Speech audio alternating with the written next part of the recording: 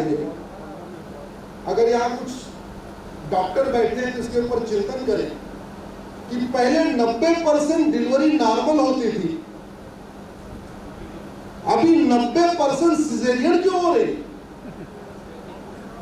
और ये हिंदुओं में क्यों हो रही है?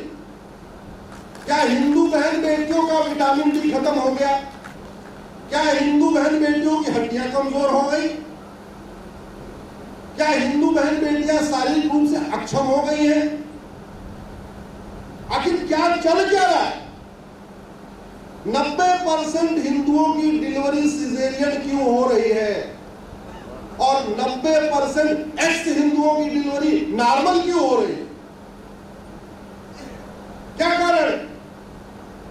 सुबह में दिल्ली में बहुत हॉस्पिटल है, कई बार सुप्रीम कोर्ट 10:30 बजे शुरू होता है तो मैं गाड़ी का चक्कर लगवा देता हूँ। चलो एक बार आज एम्स के पास चलो, कभी आरएमएल के पास चलो, कभी सफदरजंग के पास चलो, बहुत बड़ी बड़ी हॉस्पिटल। वहां सुबह 7 बजे लाइन लग जाती है शुक्ला जी, और वहां लाइन 1 किलोमीटर लगती है, 7 बजे से लगती है, पर्ची 9 बजे कटती है। वहां मैं भीड़ देखता हूं, उस भीड़ के आकार से मुझे दिल्ली की डेमोग्राफी समझ में आती है, दिल्ली में चल क्या।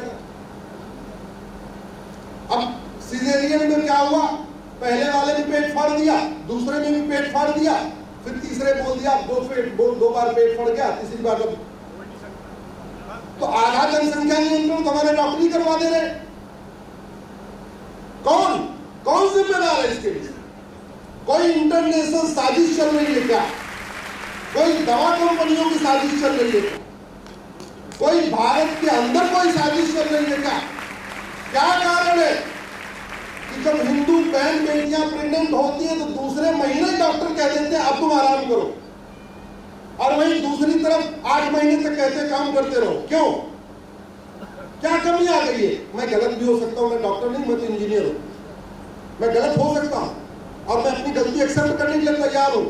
मुझे तो भारत के चिकित्सा मंत्रालय, भारत के स्वास्थ्य मंत्रालय, यूपी के स्वास्थ्य मंत्रालय, एमपी के स्वास्थ्य मंत्रालय, मैं देश के सभी चिकित्सा मंत्रियों से जानना चाहता हूं कि वो इसके ऊपर रिसर्च करके बताएं हिंदुओं की डिलीवरी 90% सिजेरियन क्यों हो रही है और एक्स हिंदुओं की 90% डिलीवरी नॉर्मल क्यों हो रही है।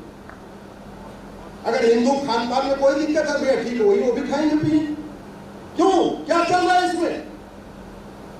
इसके ऊपर चर्चा की जरूरत है और इसके ऊपर देश के सभी जितने हमारे धर्मगुरु हैं, जितने हमारे कथावाचक हैं, जितने हमारे पंडा पुजारी हैं, इसके ऊपर आवाज उठाएं। जितने हमारे शिक्षक हैं, जितने हमारे चिकित्सक हैं जो इस देश का भला चाहते हैं, वो आवाज उठाएं गड़बड़ी कहां हो रही। और ये तो फैक्ट है, हमारी किसी बहन बेटी का अगर 2 बार पेट फाड़ दिया जाए तो वो भी डरेगी, परिवार के लोग डरेंगे, सास ससुर भी डरेंगे, पति भी डरेगा, सब डरेंगे कि 2 बार पेट फाड़ गया, तीसरी बार पेट नहीं फड़वा। लेकिन ये पेट फाड़ा क्यों जा रहा है? अगर हम अग्नियान बना सकते हैं, मंगलयान बना सकते हैं, चंद्रयान बना सकते हैं, गगनयान बना सकते हैं, अग्नि बना सकते हैं, ब्रह्मोस बना सकते हैं, तो इस बात पे रिसर्च करके कि कैसे नॉर्मल डिलीवरी वापस शुरू हो जाए, इसलिए काम नहीं कर सकते क्या?